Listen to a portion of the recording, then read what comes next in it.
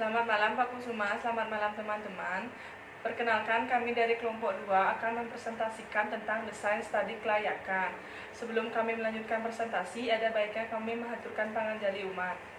Om Swastiastu. Izinkan kami perkenalkan diri, nama saya Nika Derika Antari. Nama saya Wididiantari. Nama saya Niputu Yeni Widyastuti. Nama saya Ayu Meriana Sari. Untuk presentasi yang pertama akan dilanjutkan oleh teman saya.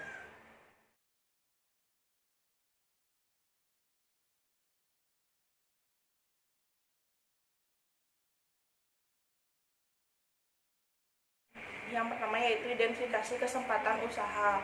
Yang pertama, waktu peluncuran produk yang tepat. Yang kedua, desain produk yang sesuai dengan kebutuhan. Yang ketiga, distribusi yang tepat. Yang keempat, optimis dan citra positif dalam usaha. Yang kelima, SDM yang baik. Yang keenam, sumber daya yang cukup. Yang ketujuh, manajemen produk yang baik. Yang kedelapan yaitu pemasaran produk yang tepat. Dan yang terakhir yaitu pengalaman mengelola usaha. Selanjutnya, tujuan keputusan investasi. Untuk mendapatkan kehidupan yang lebih layak di masa depan, seseorang yang bijaksana akan berpikir bagaimana meningkatkan taraf hidupnya dari waktu ke waktu, atau setidaknya berusaha bagaimana mempertahankan tingkat pendapatannya yang ada sekarang agar tidak berkurang. Yang kedua, mengurangi risiko inflasi. Dengan melakukan investasi dalam pemilikan perusahaan atau objek lain, seseorang dapat menghindarkan diri dari tarif risiko penurunan nilai kekayaan atau hak milik akibat adanya pengaruh inflasi. Yang ketiga yaitu dorongan untuk menghemat pajak. Beberapa negara di dunia banyak melakukan kebijakan yang bersifat mendorong tumbuhnya investasi di masyarakat melalui pemberian fasilitas perpajakan kepada masyarakat yang melakukan investasi pada bidang-bidang usaha tertentu. Selanjutnya akan dijelaskan oleh teman saya. Proses investasi. Proses investasi adalah suatu rangkaian aktivitas yang menghasilkan di dalam pembelian aset nyata atau surat berharga. Proses investasi berkisar tentang keputusan-keputusan investasi yang berhubungan untuk memaksimumkan kekayaan investor. Langkah-langkah dalam proses investasi. Yang pertama, pengetahuan tentang pengembalian dan risiko investasi. Yang kedua, mengetahui sikap investor terhadap risiko. Yang ketiga, pengetahuan dari setiap tipe surat berharga atau aset yang tersedia untuk investasi, termasuk pengembalian yang diharapkan dan risiko yang berhubungan dengan tipe aset atau surat berharga. Yang keempat, memilih beberapa surat berharga atau aset yang dapat memberi suatu pengembalian dan risiko yang dapat diterima berdasarkan kebutuhan dari investor. Aspek-aspek dalam studi kelayakan. Yang pertama ada aspek umum, menyangkut semua legalitas rencana bisnis yang akan kita laksanakan. Yang kedua, aspek sosial, ekonomi, dan budaya, menyangkut dampak yang diberikan kepada masyarakat sekitar karena adanya suatu kegiatan usaha. Yang ketiga, aspek pasar dan pemasaran, menyangkut apakah ada peluang pasar untuk produk yang akan dihasilkan oleh kegiatan usaha kita. Yang keempat, aspek teknis dan teknologi, menyangkut pemilihan lokasi, alat-alat yang sesuai dengan hasil yang diinginkan, layout dan pemilihan teknologi yang sesuai. Yang kelima, aspek manajemen, menyangkut pembangunan dan operasional.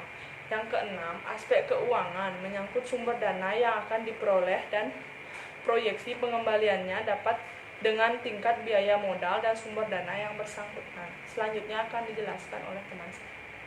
Selanjutnya ada alat dan kerangka analis. Yang pertama ada analisa perilaku biaya, yang kedua ada analisa perbandingan biaya, yang ketiga ada analisa penggantian aktiva dan penyediaan mesin, yang keempat metode transportasi, yang kelima pemilihan lokasi dengan metode scoring atau perbandingan biaya, yang keenam ada analisa hubungan link analis untuk mengatur letak fasilitas produksi, yang ketujuh time and motion study untuk pengaturan schedule kerja.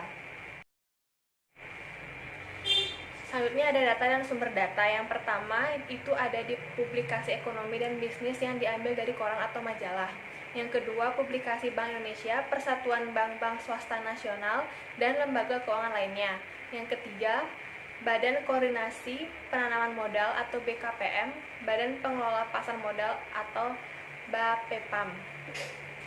Keempat, Biro Pusat Statistik. Yang kelima, Asosiasi Industri dan Dagang yang membawahi jenis usaha sejenis. Yang keenam, lembaga-lembaga penelitian seperti LIPI ataupun swasta. Yang ketujuh, Departemen Teknis. Yang kedelapan, Universitas dan Perguruan Tinggi. Yang kesembilan, ada sumber-sumber lain yang sah. Selanjutnya akan dijelaskan oleh teman saya. Selanjutnya ada kriteria penilaian. Kriteria penilaian terdiri dari 6. Yang pertama, kriteria intensitas faktor. Yang kedua, kriteria luas dan kompleksitas proyek. Yang ketiga, kriteria pendapatan valuta asing atau devisa. Yang keempat, kriteria profitabilitas komersial. Yang kelima, kriteria profitabilitas ekonomi sosial. Dan yang terakhir, kriteria pemilihan proyek. Selanjutnya ada menyiapkan ulasan kelayakan proyek. Prestudi kelayakan yang dipersyaratkan oleh hukum dan perundang-undangan yang berlaku di Indonesia merupakan hasil analisis kelayakan yang menyeluruh. Studi kelayakan akan mengidentifikasi semua karakteristik teknis, lingkungan, sosial, hukum, keuangan, ekonomi, dan risiko yang terkait dengan proyek serta menyiapkan jadwal yang pelaksanaan proyek. Studi kelayakan juga akan menetapkan bentuk struktur KPBU di dalam pelaksanaan proyek. Baik, sekian presentasi dari kelompok kami. Apabila ada salah kata, kami mohon maaf. Presentasi kami tutup dengan Paramasanti. Om Santi Santi Santi Om.